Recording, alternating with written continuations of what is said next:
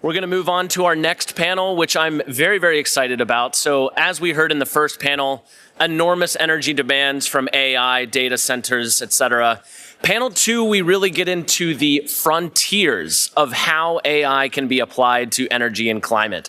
So while AI and data centers consume substantial amounts of energy, AI can be applied to a range of applications from energy materials discovery to energy efficient computing and electric grid optimization to help solve some of the biggest challenges in energy and climate. So this panel, which we are about to begin, will discuss some of the most exciting frontiers of AI and energy and climate solutions. We are joined on stage by Mario Berges, a professor here at Carnegie Mellon, Bingqing Chen, who is a machine learning research scientist with Bosch, Center for Artificial Intelligence.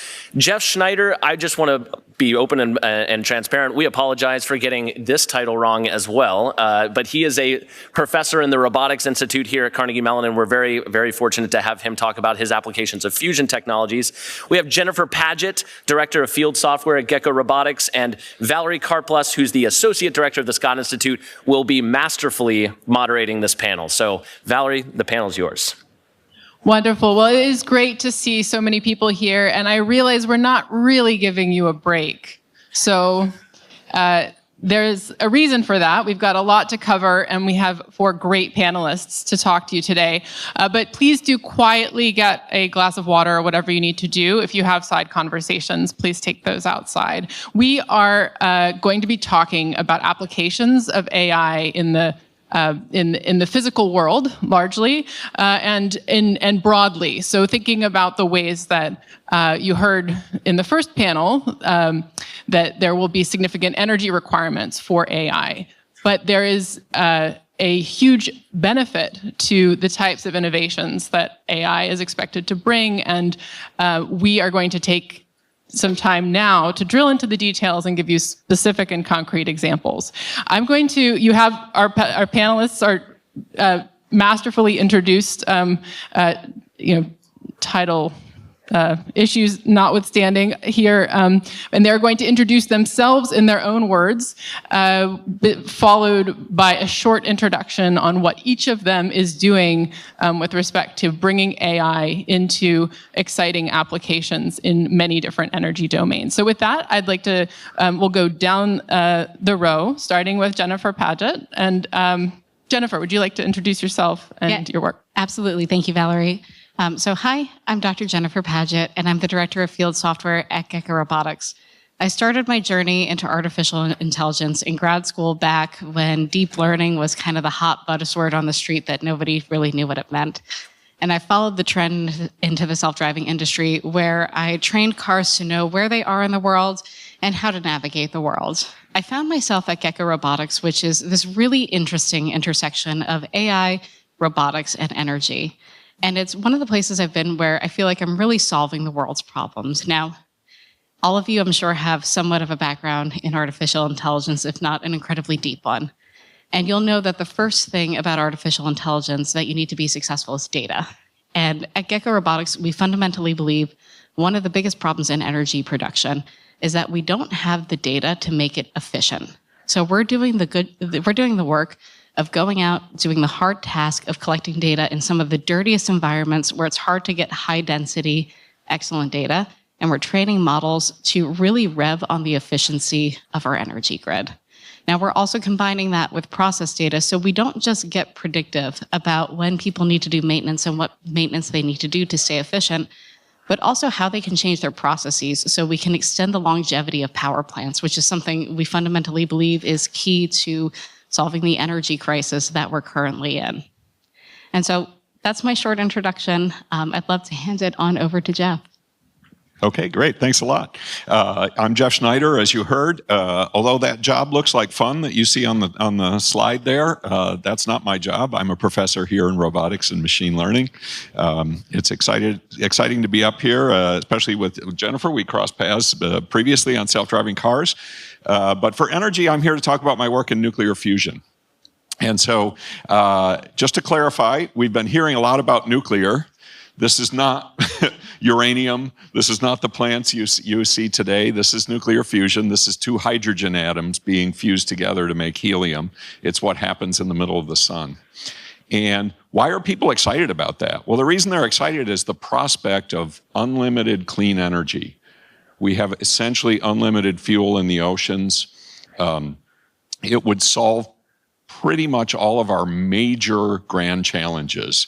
Climate change, food security, water, all of those are basically energy problems. And so people are excited because fusion is unlimited. It's also clean. There's no radioactive byproducts. It's also safe. It doesn't melt down. It doesn't do the things that we're familiar with current reactors. And so, okay, great. How do we get this stuff? Sounds like a good deal. Well, unfortunately, the only way we've made it work on Earth so far is with nuclear weapons. They aren't particularly useful as power sources. And the most successful way to do it right now is something called a tokamak. And what it means is you get the plasma in the shape of a donut, and you wrap the donut with magnets to hold it in place. That plasma has to be hotter than the center of the sun, so you can't physically confine it. You have to use a magnetic field. And those things are complicated devices the size of this room. And so, great.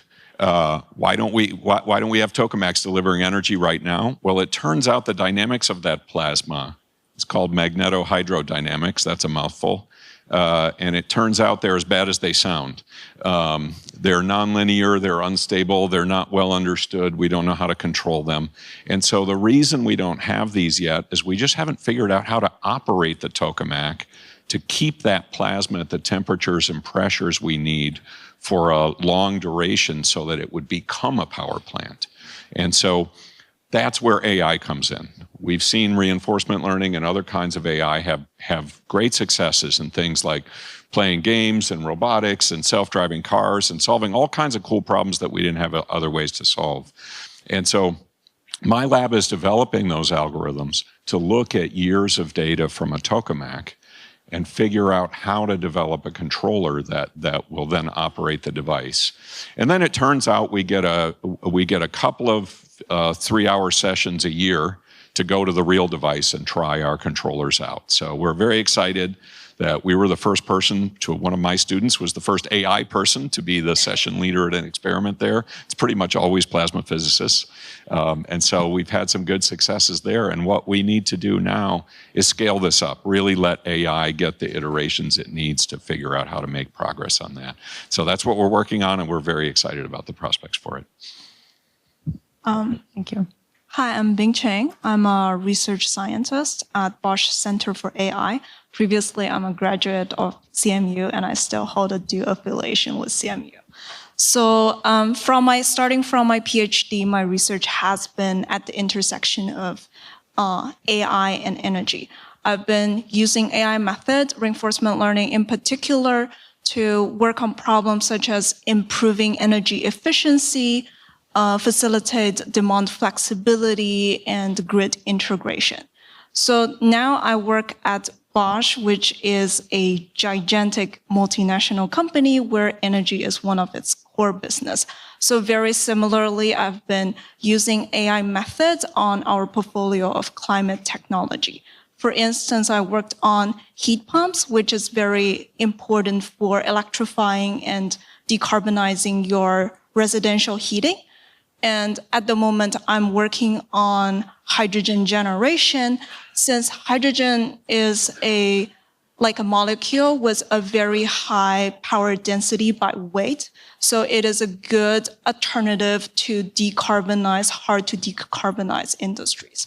So so it sounds like I'm working on a lot of different diverse applications, but at the core, if you abstract these problems into AI problems, then you're looking into optimization, prediction forecasting, or latent state inference. So it all boils down to similar class of problems. That's why we can reuse AI methods for a variety of different energy applications.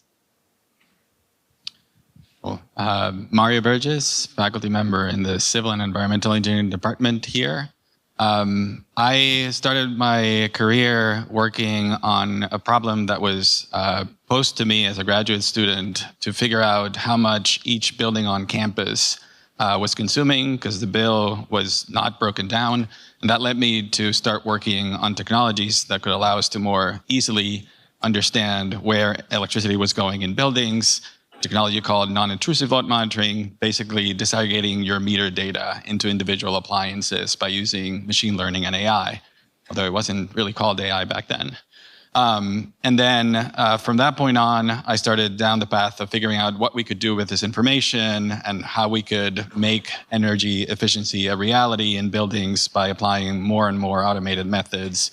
In particular, at the beginning, I was mostly interested in figuring out if humans with this information could do the things that we wanted them to do. But it turns out that convincing people to do things just giving information is not a very reliable method. Also, the kinds of decisions that need to be made are super fast, and we don't want humans in the loop all the time. So at that point, I started shifting into understanding how to automate some of these loops of control and give machines the ability to react more autonomously to this information. And then my career then shifted into how do you make those decisions even more efficient, because at that time there was, to put a simple example, we have measurements of this room for temperature, and we wanted, for example, to figure out how to condition this room appropriately. We needed information about how all you felt. We also needed information about how this room would react to different temperature conditions over time. So we needed models of both the people and models of the room. And if those models are not very accurate and are not very interpretable, many of the facility managers in this space would not approve of these models. So a career shift there was to figure out how to bring more physics and more interpretability into the models that are there, which led me into now thinking more about digital twinning of these spaces. So just to close, like the kind of last part of my career has been focusing on this digital twin application for providing AI with models that are both physically interpretable and also more able to extrapolate, both for the physical conditions as well as for the humans, which is turns out to be the hardest part of it all. So that's it in a nutshell. Fantastic. And just while we're doing introductions, I'm Valerie Karplus, Associate Director of the Scott Institute and a professor in engineering and public policy. So I'm turning back to this very, very rich set of application domains. I'd like to sort of step back and ask each of you to think about some of the connections, given that we have on this panel, we have every piece of essentially the electricity system, including end use. And you mentioned heat pumps, room conditioning, building operation, all the way to the wires and the grid, and then, of course, on the generation side, sort of the future. You talk a little bit about the ways that these different pieces need to work together, what your applications depend on in order to be successful, and maybe some measures of those successes in terms of greenhouse gas emissions reduction or comfort and safety. Yeah, so I can start the discussion here. I mean, I see the common thread as being optimizing use of energy. So we're all looking at efficiency, and we're looking at it in different ways, whether it's at the consumer level, getting new modalities online, or just optimizing what we already have. For my bit here, Gecko Robotics really makes a study of optimizing what currently exists. You all know we're in an energy crisis at the current moment. We expect energy demand to far outstrip our ability to bring up new facilities within the next 5 years. And that's just a reality, right?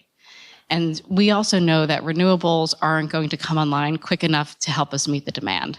So where Gecko Robotics comes in is looking at the current infrastructure we have, measuring it, and we're really looking at the problem of reducing forced outages of power plants. So I don't know how much you all know about this, so I'll go into some detail here.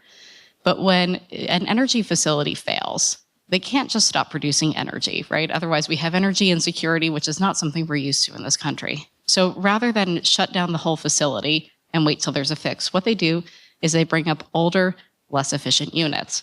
Those units produce more carbon and not as much electricity for material, right? Now, Gecko Robotics did a study with Row Impact about a year ago where we asked the question from an environmental perspective, of what would be the reduction in carbon emissions if AI and robotics were used to completely eliminate forced outages. And what we came back with is 853 million metric tons a year would be the reduction if there were no more forced outages. That's the equivalent of 18% of the United States global carbon emissions. Now, I don't have the numbers, but I'm happy to ask Ro to run them. What does that mean in terms of the ability, our ability to put more energy into the grid if we really increase the efficiency there?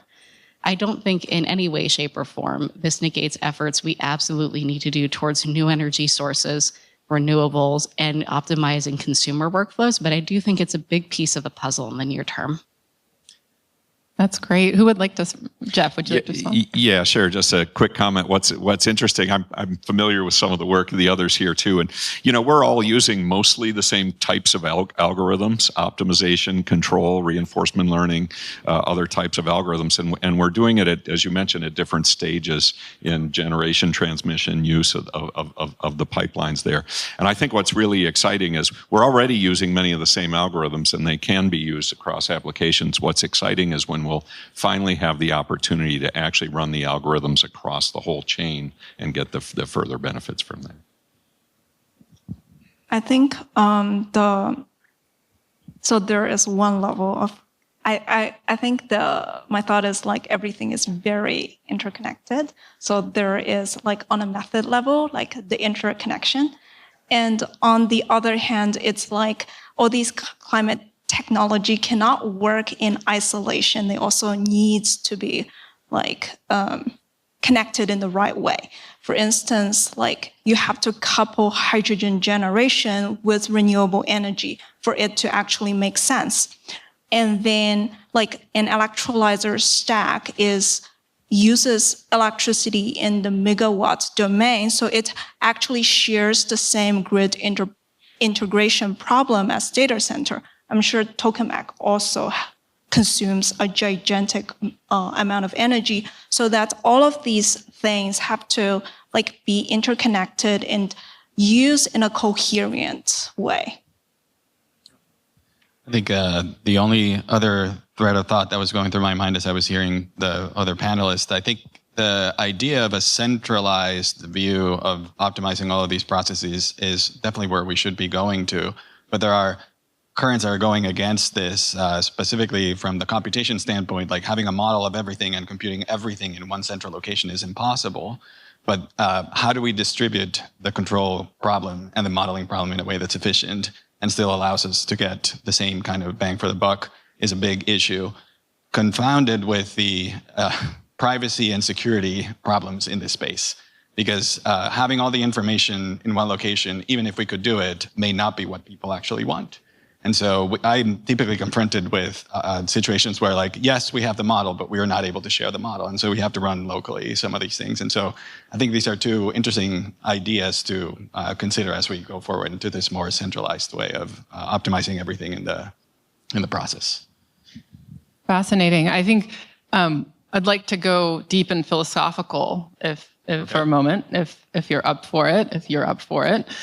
So when we think about the potential of AI broadly to help us mimic human thinking or reasoning, and we think about how science has traditionally proceeded, where you're working out deductively or inductively from a chain of logic what the next step should be or what the next insight is. AI allows you to parallelize massively. And if we think for a second about this new paradigm, does that change the way we need to fund and undertake science in order to see downstream breakthroughs? Yeah, I have a comment on that. I see that very, very clearly in fusion and how fusion science is pursued. So, just so you understand, it's pursued as what I would call an old science process, which is mostly an individual investigator or a small lab spends a lot of time thinking about a specific problem in fusion. And then after a lot of time, they come up with a hypothesis and they get one of these 3-hour sessions on the device that they can get maybe once per year to test their hypothesis. And then they go back to their lab and think about analyze all that data and what happened. And so that's how fusion is being pursued right now. Of course, that works just fine if you're individual investigators, because a small team, one or a small team of people, can't understand that much data anyway. So it doesn't really matter if they don't have that much data to work on. Of course, now that we're using AI algorithms, they can look at all the data and consider lots of hypotheses all the time and test them all the time. And so we really need to change the way we're funding the effort there to deliver more data. We really have to increase the throughput of our scientific devices to deliver that data so that we get the benefits from it. And that's one of the changes we're seeing, but I think the funding and the policy for advancing the science is still lagging the reality of how science is starting to be done and will be done in the future. Yeah, I couldn't agree with that more. I think one of the challenges we have even on the industry end here is it's really going from atoms to bits. If the bits already exist, you can train whatever you want, but the work of instrumenting devices, the work of gathering data live is just hard. And we saw this in the autonomous vehicle industry, right? It's not one research lab that solves the problem. It's a company of 2,000 people and multiple millions of miles of data collect on the road. And we just have to, across industry and academia, buckle down and get really good at atoms to bits and cross collaboration to get it done. I also echo the comments. I saw that firsthand when I was working on non-intrusive load monitoring, and we were trying to figure out exactly how to train these computers to recognize individual fingerprints of appliances so that you can tell, this is your TV turning on, it's a Samsung, and it's this particular kind. We did not have the data. Turning atoms to bits, and in this case, electromagnetic signals to bits, was a very hard process. And even today, with all the effort that the academic community has put in, 20 years of this, we still don't have the data. I think the problem is that there are no funding mechanisms available right now that basically incentivize a group of people to go ahead and pursue this very big scientific undertaking of gathering all this information, which could be technically done very easily. It's just the funding mechanisms are not there, the incentives are not there. So, yeah. I want to add on a point, other than scientific discovery, there is also the other consideration, the equivalent consideration of product development life cycle. Every week we're getting so many new big AI models, but you don't have physical product iterating at the same domain. It's much slower to make a physical product. But then basically with AI, it's there is the potential to use AI as a virtual testing background so that it can accelerate the product development cycle. And also it can kind of comb through massive amount of data and kind of find new hypotheses, basically the scientific discovery process. So there are a lot of things we can use AI to also basically accelerate the development cycle. To piggyback on that comment very quickly, so it's turning physics or atoms to bits and then being able to know how to generate new bits of information from that. So knowing the generative process so that we can generate new things on the fly. That's the ideal. Absolutely, which takes a lot of energy. Yes, it does. So just to connect back to our last panel. Well, this has really been fascinating. And think of your questions as I asked the panel, I think a final round of question, one more question, which is really asking you to think about what problems AI today is easily capable of solving, what is the limit of the technology today, and what are some of the problems that AI may not be able to help us solve? Where do we need those complementary inputs from sectors, from the workforce, the physical infrastructure, the consumer? You talked about product design, Bingqing. I think that we want to. In what ways will AI be able to address some of those challenges, and what areas might just be beyond its reach? So with that, I think, would you like to start? Yeah, I can start here. So, from where Gecko sits, right? AI is excellent at solving well-scoped problems, right? You have to know the question you're asking it to solve. A lot of the questions we're asking are in the people and operational domain. So Gecko recently signed a $100 million contract with NACE. So this is one of the companies that doesn't really own any power plants, but they operate a bunch of them in the northern United States, right? And so we're going in and we're asking the question of how can AI help here? But first we need to understand how power plants are run and scope the different problems so we can optimize how people are interacting with the plant. And it's really that people interaction piece that is hard for AI to solve. And, I'll just also say, we're working in an industry that is old. Many of the people running these facilities are 5 years out from retirement. So the problem is a people problem, and asking them to adapt and change and optimize workflows that they've been comfortable with for 30 plus years. Great. So I want to just comment on something going on now in AI. I know everyone talks about language models, but I'll mention where that comes into play for something like Fusion. So far, all the things we've done on the tokamak have been entirely data-driven, algorithm-driven. We've come up with good controllers, good optimization. But of course, plasma physicists have been at this for decades, and they've discovered and created an enormous amount of knowledge, and they continue to do so till this day. And what's really missing is a way to bring these together, the hardcore optimization and learning techniques with the domain knowledge.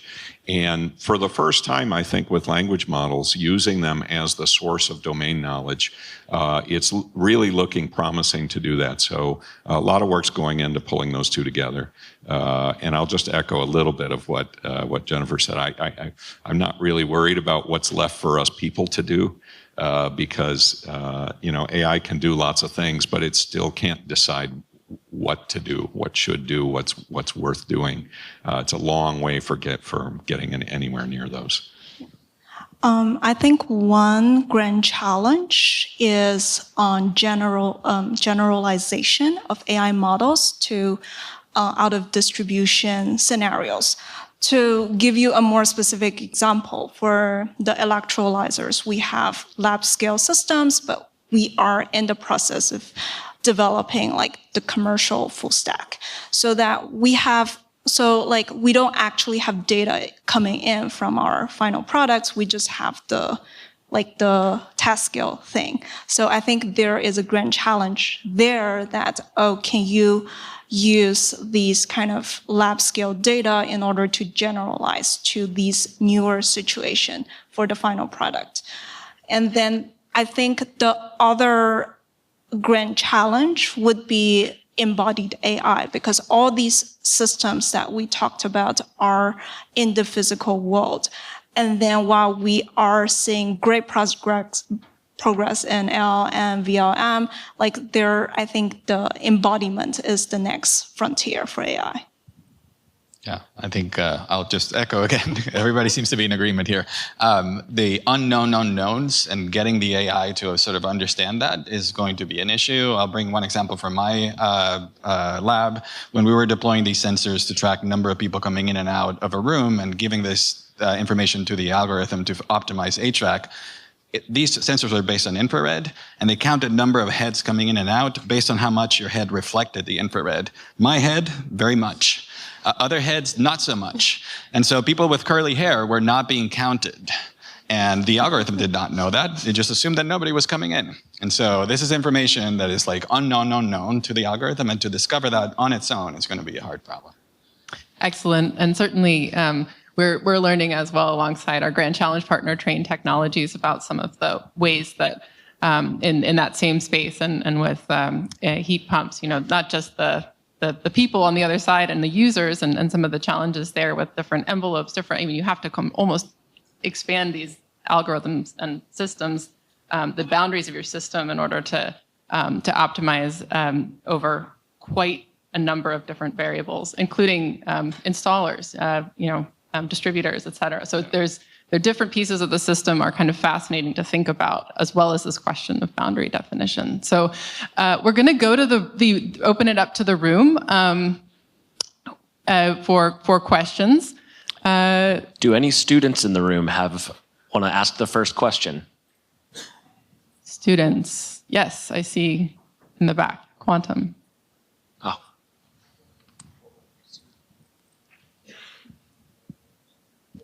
Oh, thanks for the panel. This is a question about like how do you just, sorry, it's kind of weird hearing my voice back. How do you decide like the scope of the question to give to AI for example, with fusion, because it's such a tantalizing technology. Like, do you have it just look at like, why just the tokamak, or like, do you want it to look at, for example, like whether or not you want to switch from neodymium YAG crystals, or like, how do you decide what questions to address with AI? Yeah, exactly. I think you gave a good example there of switching the materials. I think part of the way we make that question, and that's why we're working on the controls part of the problem, is because the software loop is faster, right? If you were going to change the materials in the device, that's something that might take the device down for a year or more while you change that out. And those higher cost, longer time frame decisions are still, to get back to what's AI not do yet, they're still better made with human in the loop. So we try to focus on what can be changed in software and get fast turnaround and fast evaluation whether it's working or not. Yeah, on the really practical industry implementation side, the scope you give AI really depends on the size model you can support in the deployment environment you're in, right? So at Gecko, we have large models that run in the cloud, and we can ask a broad scope of questions to those models. And then we also have models that run in disconnected environments in the field while we're out going from atoms to bits and collecting the data. And for those, we can only ask very, very tiny scoped questions because we have compute limitations and power limitations. So, outside of research, it's really the physical constraints of the compute available to you. Great. Any other questions from the broader audience? Yeah. Thanks. I'm Ed Rubin for Carnegie Mellon. We've heard a lot about some of the wonderful things that AI can do in the energy area, but could some of you talk about the dark side?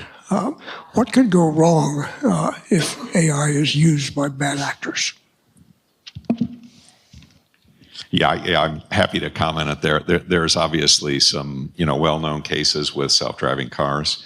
And I think what's happening there is we're having to develop new ways to handle the safety of these kinds of systems.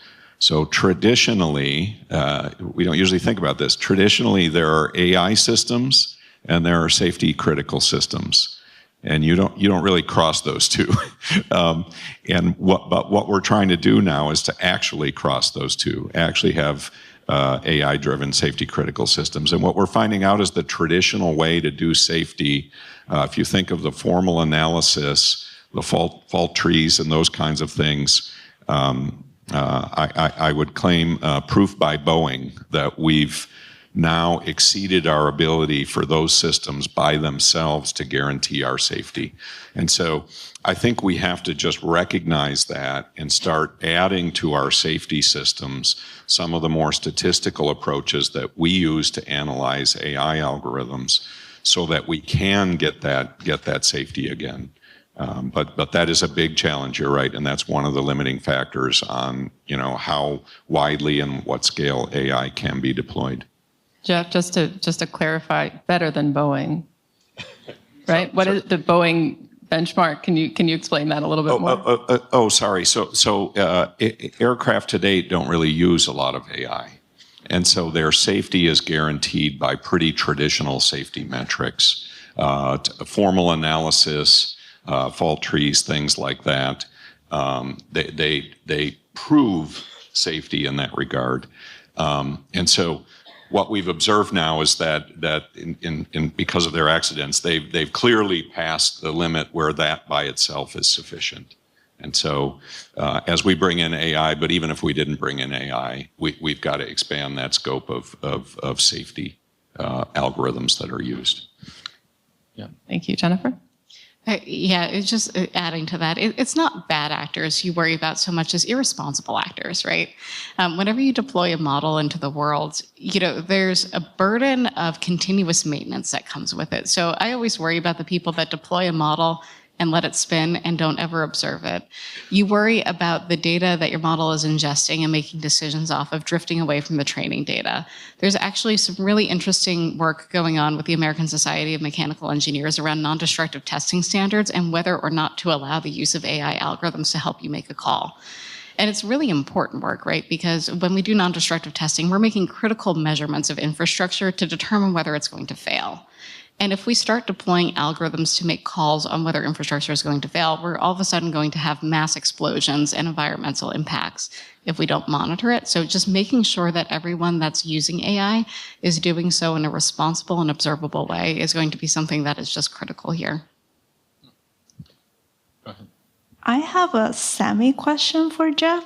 I feel nuclear fusion, so nuclear fission is obviously very safety critical, but on the flip side, nuclear fusion is actually not that safety critical because if your control algorithm doesn't work, the plasma doesn't form, so the reaction does not happen. So actually, like, nuclear fusion is pretty safe in this regard. Is that correct? That's absolutely correct.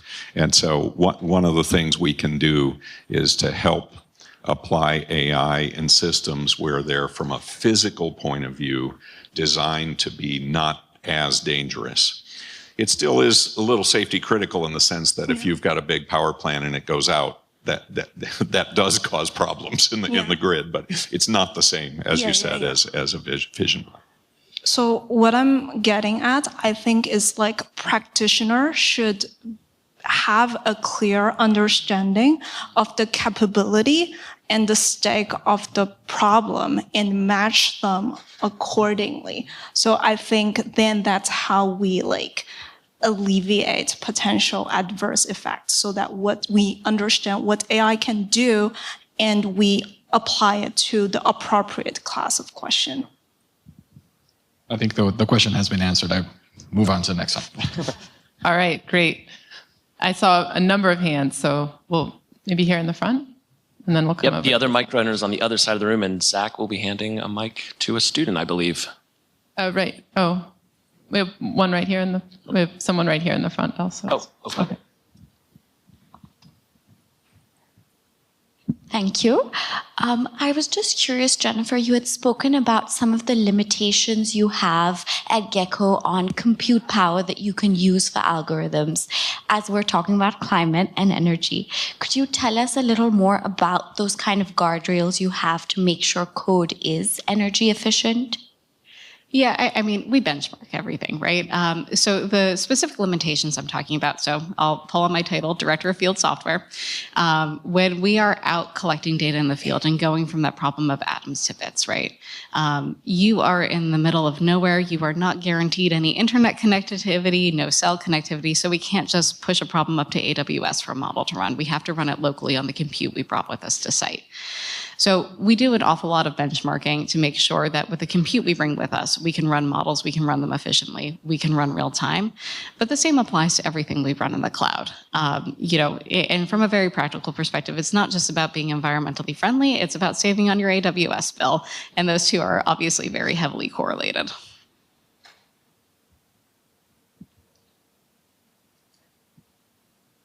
I have a two-part question. So how does multi-agent reinforcement learning come into play in managing the energy ecosystem?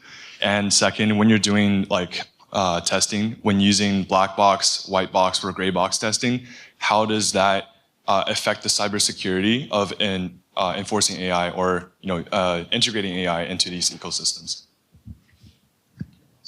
Okay, I will go. So for the first part of the question, I worked on multi-agent reinforcement learning for power system stuff, and then I'm working for multi-LLM agent for as well at the moment.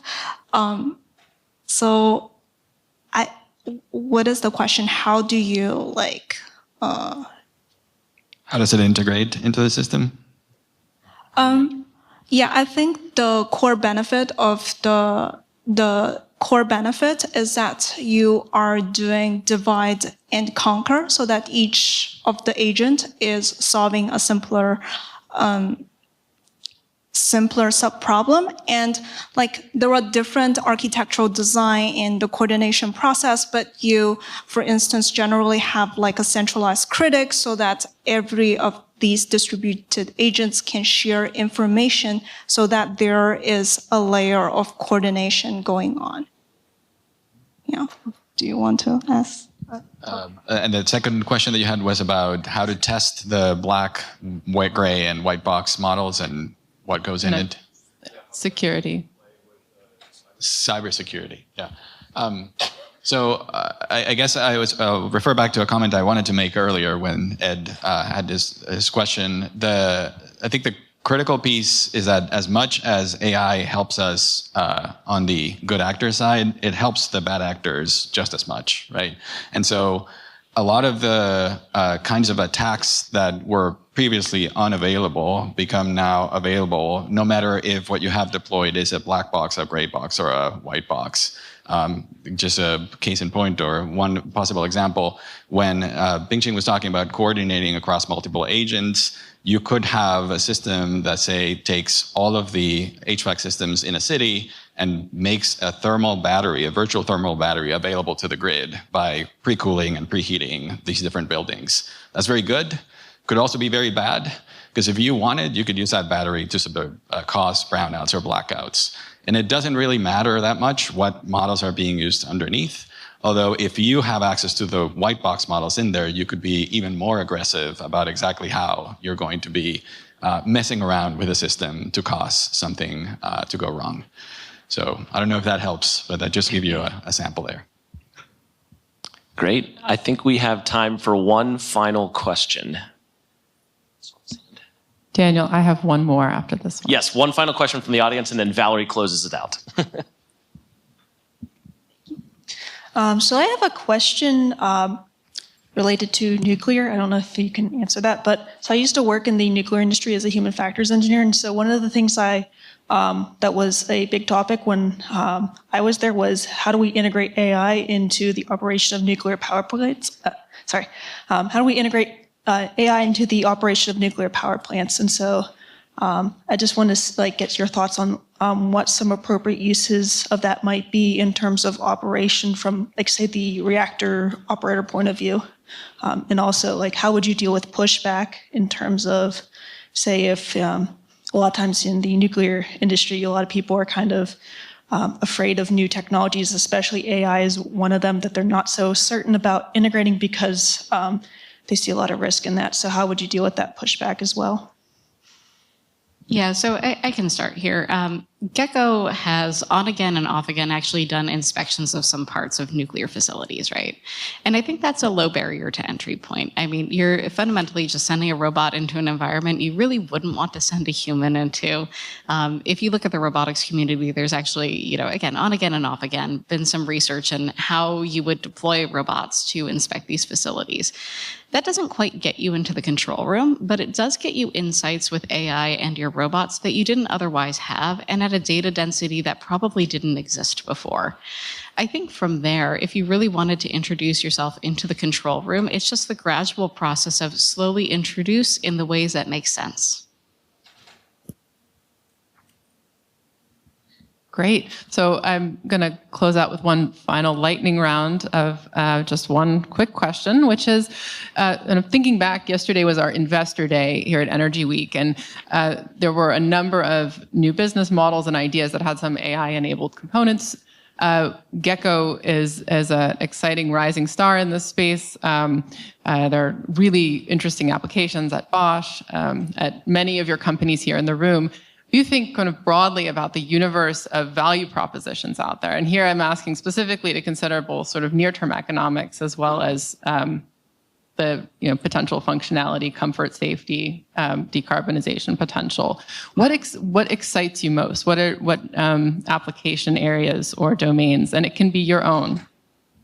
Yeah, so I'll start really selfishly and say it's my own. So I'm a mom to a 3-year-old, and I have become increasingly aware that critical infrastructure we have in energy and other industries is just not something I want her to inherit. When you really pop open the hood and you look at how we're maintaining things, it's a disaster. One of the things I was telling Valerie right before this panel is, what really drew me to Gecko was learning and understanding that the way we inspect power facilities today, we're looking for millimeter level of corrosion that's going to explode a pipe so a boiler goes down, right?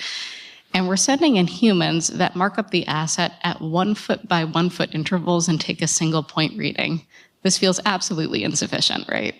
And so the thing that interests me is really revolutionizing how we get data, how we, talk about the density of data and what good looks like, so we can actually get good at maintaining the infrastructure we have today and the infrastructure we want to build in the future. This is a problem that is just never going to go away.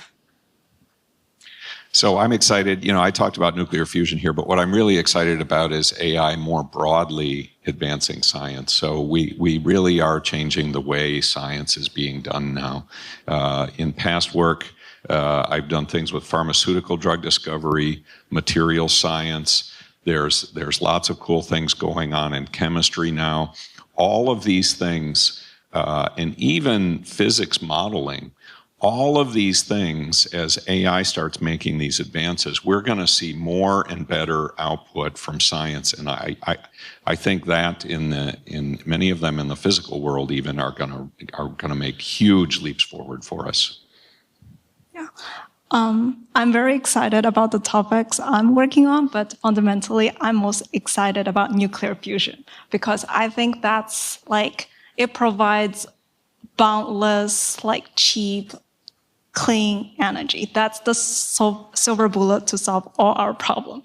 So that's what I'm very excited to see. And speaking of investment, I think it's very exciting that you have all these VC-backed startup company working on nuclear fusion, which you would assume to be in the domain of national labs. So also the different financial model, it's also very exciting.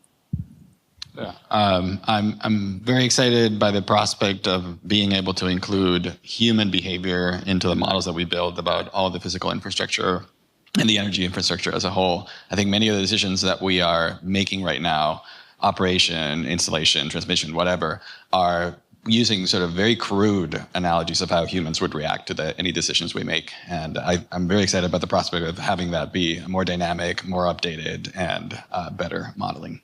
So. Excellent. Well, you heard it here first, folks. Please join me in thanking our very dynamic and world-changing panel.